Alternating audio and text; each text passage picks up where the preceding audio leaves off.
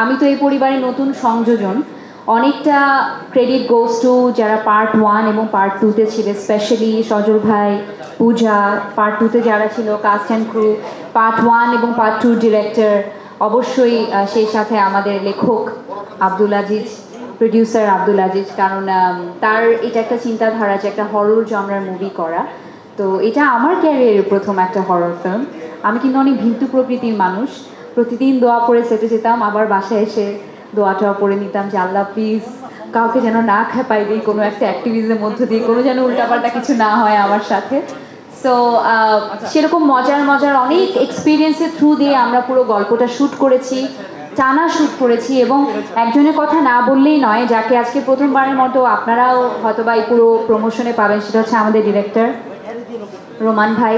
Roman ভাইয়ের সাথে এটা আমার বলা চলে 5th প্রজেক্ট, কারণ এর আগে তার সাথে তিনি চিফ এডি হিসেবে আমার বেশ কয়েকটা সিনেমা ছিল, বাদশা দ্য ডন, ইন্সপেক্টর নটিকে, হিরো 420, তারপর আরও বেশ কয়েকটা মুভিতে উনি চিফ এডি হিসেবে ছিলেন। ওনার সাথে আমার কাজ করার সুযোগ হয়েছে, কিন্তু আগের বার বকা দেয়নি, এবার অনেক বকা দিচ্ছে। এটাই খালি একটাই পার্থক্য, অনেক বকা দিছে, একদম মনে যা যত জিত ছিল সব মিঠাই দিছে এই শুটিংয়ের সময়। আর আমি ফোন করে বলতাম আজিজ ভাইকে, রোমান ভাই খালি বকা দেয়, তখন আজিজ ভাই বলতো একটু এরকমই সহ্য করে নেন। সো এরকম করতে করতেই হাসতে খেলতে আমাদের সিনেমার শুটিংটা পার হয়ে গেছে।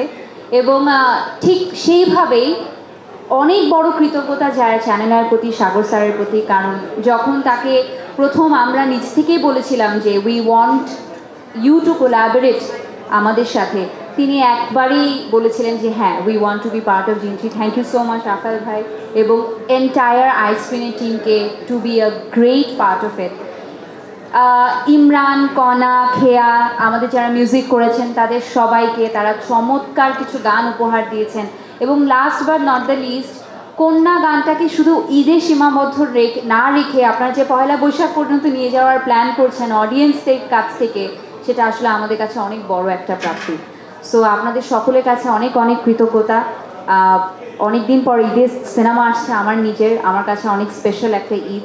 আশা করি আপনাদের থ্রুতে, গণমাধ্যমের ভাই বোনদের থ্রুতে এবং আমাদের মিডিয়া কর্মীদের থ্রুতে দর্শকের কাছে পৌঁছে যাবে সেটা। এই গানটা কিন্তু একটু স্পেশালিটি আছে, এটা কিন্তু আমাদের আব্দুল আজিজের লেখা। এবং আমি যখন গানটা প্রথম আমার বাসায় প্লে করি, তো আমার বাসায় আমার আম্মু ছিলেন আর আমাদের যারা হেল্পিং হ্যান্ডরা আছে তাদের সামনে দুটা গান প্লে করেছিলাম, কন্যা, ব্যবধান, দুটাই। কন্যা গানটা দেখার সময় আমার আম্মু সিমের বিচি কোটে মাছ করতেছে, এই করতেছে, সেই করতেছে, মানে হ্যাঁ ঠিক আছে, এরকম তো দেখেছে, নাচানাচি হচ্ছে, সুন্দর গান। কিন্তু যখন ব্যবধান গানটা প্লে করলো, স্পেশালি লিরিক্সের জন্য, সুরের জন্য, আমার আম্মু এরকম, আমি বললাম আম্মু কি কথার মাধুর্য দেখছো, এসব গান হচ্ছে দিলে যে লাগে, এবার তুমি একটা গান করছো। So I am sure people will definitely love it. কে বললো আমি যাইনি না, আমি চুড়েলো না। আসলে এটা হচ্ছে, যেহেতু আমার পাশে যিনি বসে আছেন উনি হচ্ছে মার্কেটিং মাস্টার আব্দুল আজিজ। অনেক গুণ আছে তার, বাট তার সবচেয়ে বড় গুণ হচ্ছে he is a marketing magician.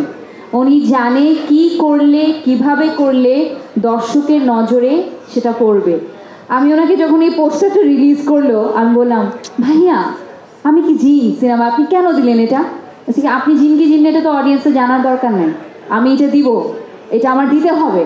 তো তখন আমি নিজেকে দেখলাম, দেখে আমার কাছেই মনে হলো যে অর্ধেক মানুষ আমাকে চিনতেই পারবে না যে এটা আমার ছবি, বাট হ্যাঁ অনেকেই চিনতে পেরেছে। সো মুভিতে আমি কি সেটা আমি এখন রিভিল করব না। আমার 10 বছরের ক্যারিয়ার আব্দুল আজিজের থ্রুতে, জ্যাজ মাল্টিমিডিয়া থ্রুতে 2015 সালে আমি সিনেমাতে পা রেখেছি। এর আগে আমি এই টেলিভিশনগুলোতে উপস্থাপনা করতাম, মানে হাজার হাজার টেলিভিশন শো, স্টেজ প্রোগ্রাম আমি উপস্থাপনা করেছি। ওটা আর সিনেমার মধ্যে আকাশ পাতাল পার্থক্য রয়েছে। পার্থক্যটা একটাই যে অ্যাক্টর অ্যাক্ট্রেসের পর্দায় একটা ফ্যাক্টর লাগে, যে ফ্যাক্টরটা আমাদেরকে খুঁজে বের করতে হবে। আমার ফ্যাক্টর কি? তো প্রথমবার যখন আমি পর্দায় নিজেকে দেখেছি আমি সেটা খুঁজে পেয়েছিলাম, যেটা আমি কোনোদিন আপনাদেরকে বলবো না। সো প্রতি সিনেমায় আমি চেষ্টা করি আমার যে ফ্যাক্টরটাকে আছে সেটাকে আমি ডিফারেন্টভাবে ক্যাশ করার জন্য।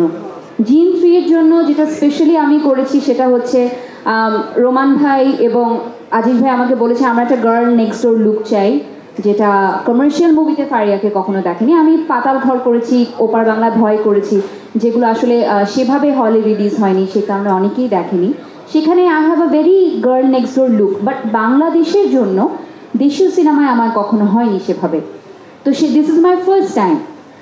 সবসময় আমি সিনেমার আগে একটা ডায়েটে চলে যাই, I need to look in a certain way, কারণ কমার্শিয়াল সিনেমায় গান থাকে, একটা একটা একটা ভিন্ন ধরনের একটা লুক থাকে।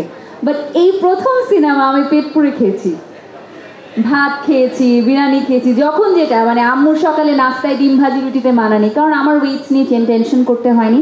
I rather focused on my performance on screen. এই একটা সিনেমার ক্ষেত্রে আমার মনে হয় কোনো স্পেশাল ডায়েটে যেতে হয়নি, কোনো স্পেশাল লুক মেনটেন করতে হয়নি।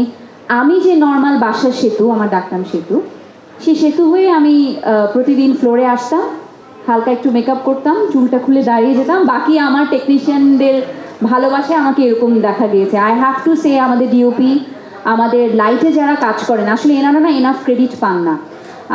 এনাদের কারণে কিন্তু আমাদের এত দেখতে সুন্দর লাগে, নাহলে তো আল্লাহ কি দিয়ে পাঠিয়েছে।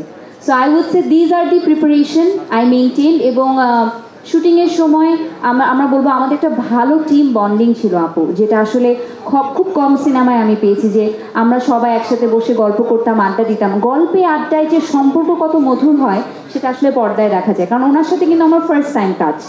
কেমিস্ট্রিটা কিন্তু মাঝে মাঝে চোখে চোখে তাকিয়ে, ভাইয়া তুমি একটু এরকম আমি একটু এরকম হয়ে যায়। এই যে মাধুর্যতা, এটা আসলে অনেকটা বন্ধুত্বের কারণেও হয়েছে। আগে জিন3 শেষ করে নিই আপু, আগামী বছর পরেরটার অ্যানাউন্সমেন্ট দিবে জ্যাজ মাল্টিমিডিয়া ইনশাল্লাহ।